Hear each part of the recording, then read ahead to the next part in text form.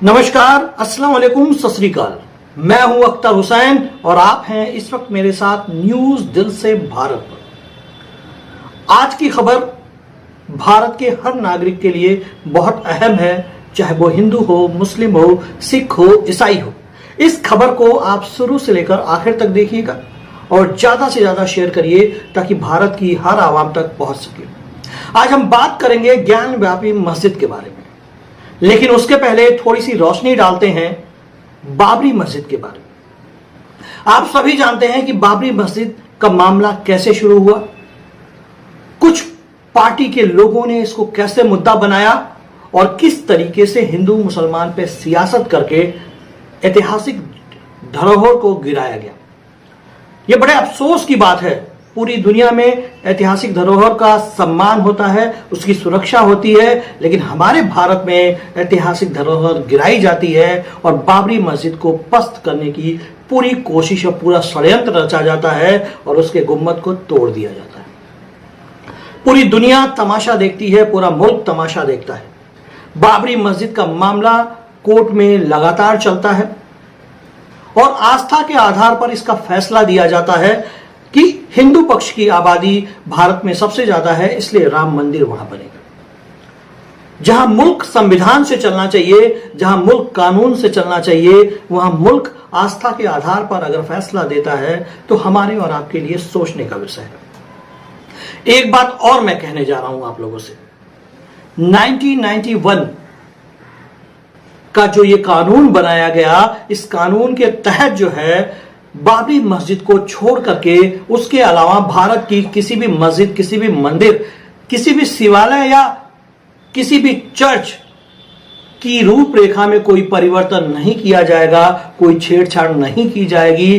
किसी प्रकार की कोई भी याचिका अदालत को स्वीकार नहीं करनी चाहिए थी 1991 का जो यह कानून बना उसके तहत।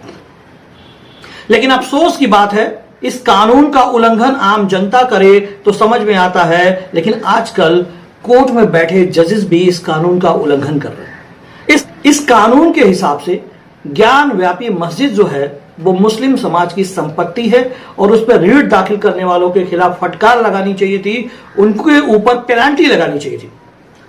लेकिन वहां की कोर्ट ने उनके मामले को अपसेट किया, उसके साथ में सर्वे करने का निर्णय दिया। 3 दिन के लगातार सर्वे के बाद यह घोषणा हुई कि वहां पे शिवलिंग प्राप्त हुआ है और वो शिवलिंग जहां पर है उस क्षेत्र को जो है कोर्ट ने आदेश दिया कि उसको पूरी तरह से क्या कहते हैं, सुरक्षा प्रदान की जाए और उसको सील कर दिया गया। मैं आप लोगों से पूछना चाहता हूं कि मुस्लिम पक्ष कह रहा है कि जिसको शिवलिंग कहा जा रहा है वो जहां पे हम लोग वजू करते हैं, वजू की जगह पे बीच में लगा हुआ फव्वारा है, उसको शिवलिंग बताया जा रहा है।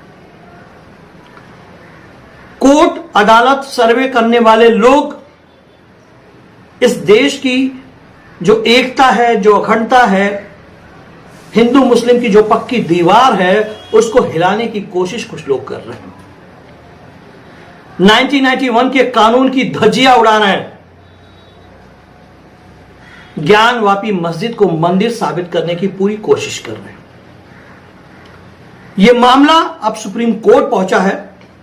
सुप्रीम कोर्ट ने कहा है कि मुस्लिम समाज के लोग वहां जा सकते हैं, नमाज पढ़ सकते हैं, वजू कर सकते हैं, उन पे कोई पाबंदी नहीं लगाई जा सकती।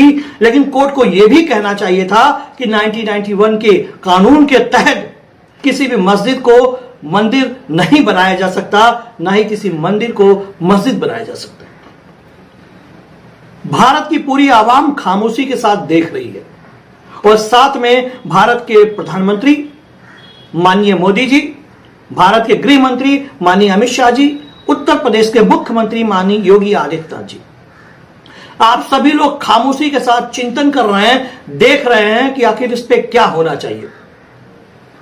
कोई एक शब्द भी नहीं बोल रहा है कि हिंदुस्तान की एकता और अखंडता खतरे में है, हिंदुस्तान का भाईचारा खतरे में है। हिंदुस्तान में हिंदू मुस्लिम को तोड़ने का प्रयास किया जा रहा है और ऐतिहासिक धरोहर को निस्तो नाबूद करने की कोशिश की जा रही है जो सदियों पहले लोगों ने बनाया। प्रधानमंत्री, मुख्यमंत्री और गृह मंत्री बिल्कुल खामोश हैं।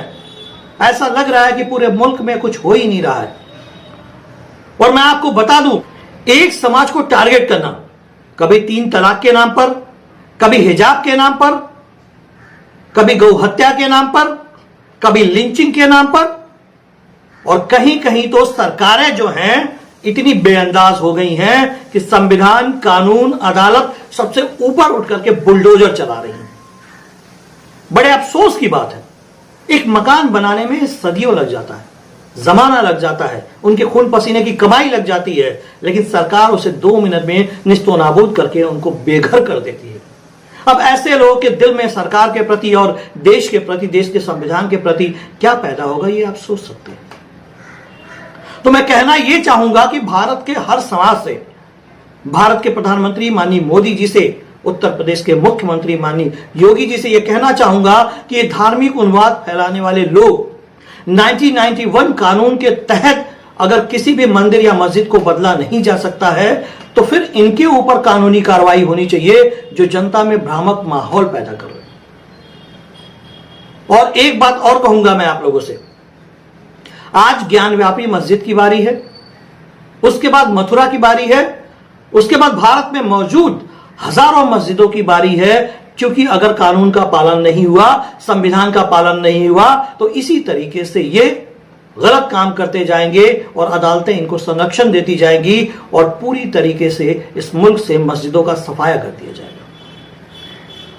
अफसोस इस बात का है कि आज मस्जिद की बारी है, कल चर्च की बारी होगी, फिर गुरुद्वारे की बारी होगी, फिर बौद्ध स्थलों की बारी होगी, फिर जैन स्थलों की बारी होगी। इसी तरह से धीरे धीरे करके जितने भी अल्पसंख्यक समुदाय के धार्मिक स्थल हैं उनको खत्म करने का प्रयास किया जाएगा। तो मुझे लगता है कि भारत की हर आवाम को भारत की एकता और अखंडता को बनाने के लिए, मंदिर मस्जिद से ऊपर उठ करके देश को एकजुट करने के लिए जो लोग भी इस तरह का काम करते हैं, खुल के आप उनका विरोध करें, उनके खिलाफ बोलें, उनके खिलाफ आप आम जनता याचिका दायर करें सुप्रीम कोर्ट, हाई कोर्ट में, ताकि ऐसे लोगों के मनोबल को तोड़ा जा सके और देश को विखंडित होने से बचाया जा सके। अगर आप सब लोगों ने मेरा चैनल सब्सक्राइब नहीं किया है तो प्लीज आप सब्सक्राइब कर लें और इस वीडियो को ज्यादा से ज्यादा शेयर करें ताकि देश की हर आवाम इस खबर को देख सके। एक भारत, नेक भारत, जय हिंद, जय भारत।